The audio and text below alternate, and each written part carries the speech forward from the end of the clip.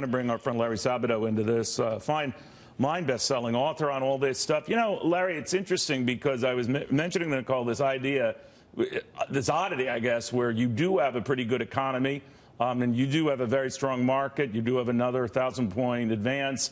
Normally, that's the kind of stuff that it's at least wind at the back of the commander-in-chief, or at least the occupant of the White House, because we'd certainly blame him if we're going the other way. Yet it's not helping him. Why not? Yes. No, I heard you make that point, and for once, Neil, I agree with you. That's very hurtful. I think that was that's the correct hurtful, observation. And it's very cold here. Very cold here. It's cold, and that's I'm trying to communicate colder, that coldness. Yes, right. Thank you. But look, to your point, let's stick to the subject, Neil. Sure. To the point that you've made, which is a very good one. The question is Trump's popularity rating a lagging indicator? That is, will the good economy eventually sweep him up and make him more popular? Because people say, well, I don't really like Trump, but I like the way he's managing the economy, so I have to give him credit for that. Or is it, as your other guest suggested, a matter of personality and people are dug in? They've already made up their minds about Trump the person or Trump the tweeter or whatever it is, and maybe that doesn't change no matter how good the economy gets. It's one or the other, and we'll all find out together. You know, you're good at this history stuff. As you know, I'm good at this history stuff.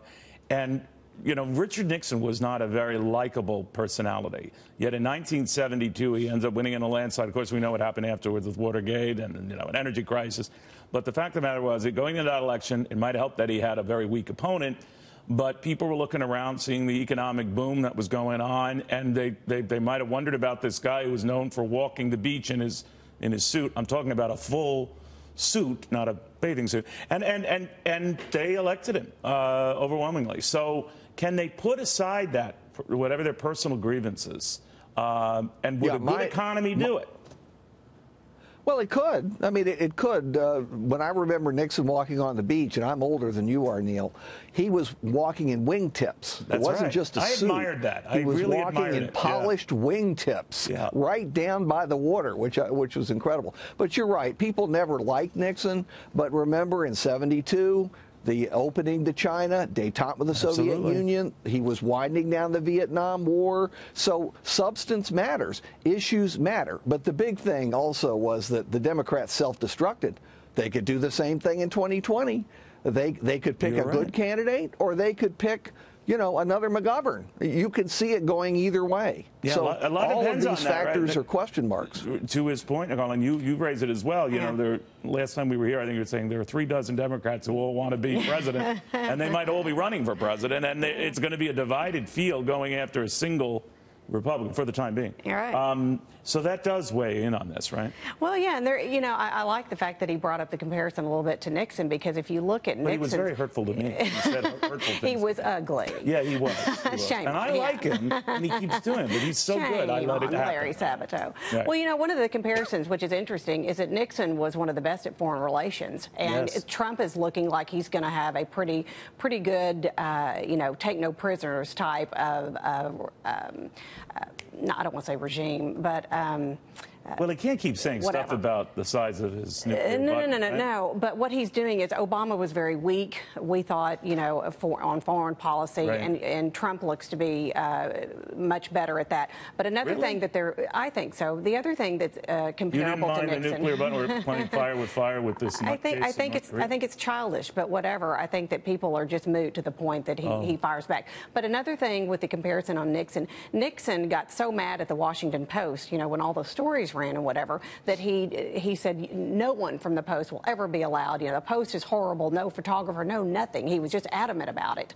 And what's funny is that Trump with the New York Times, Trump with CNN, Trump with whatever, Trump in the media is almost parallel to what Nixon was with some of the media. You remember that when the White House wanted, you know, no more, you know, these stories with the New York Times or anything out there. This is parallel to what Trump's opinion is by, you know, just just blatantly saying, I don't like these people, they're banned from the White House, we're not going to do this, we're not going to do that. So there are a little bit of parallels to it, and I think the Democrats would like to see even more parallels when you've got the Watergate. More of that. Yeah. That's the betting. Real quickly, Larry, one of the things I've heard was espoused on one of the networks today. A Democrat was on there talking about, we know he'll implode, we know he's going to do something stupid, we were counting on it. What did you make of that? Look, we know he's going to implode. Strike the word no and add the word think. All right, they think. Everybody's got an opinion, but nobody knows the future. All right, we're all like that. We all have an opinion, but we don't really know the future. So who knows if you really will? Well, I'm asking you because generally you do know. You do know. So well, I pretend. I try and pretend, Neil, because you expect me to. Exactly. You expect me to. But and in other words, seriously, you raise a very good point that they're pouncing at that possibility, and it might happen, but it ain't happening yet.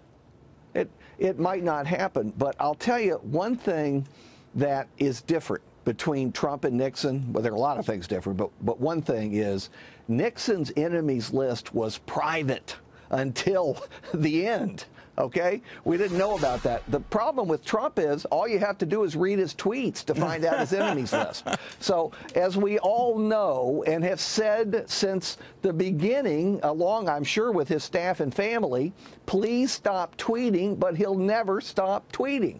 Yeah, there is that. I forgot the wingtip thing with Nixon, too. That was really surreal. Thank you, I'm older Professor. than you, yes, Neil. indeed you are, like by a few months. Okay. But very good seeing you, Professor. Very good, Thank you, good Neil. seeing you, Noelle.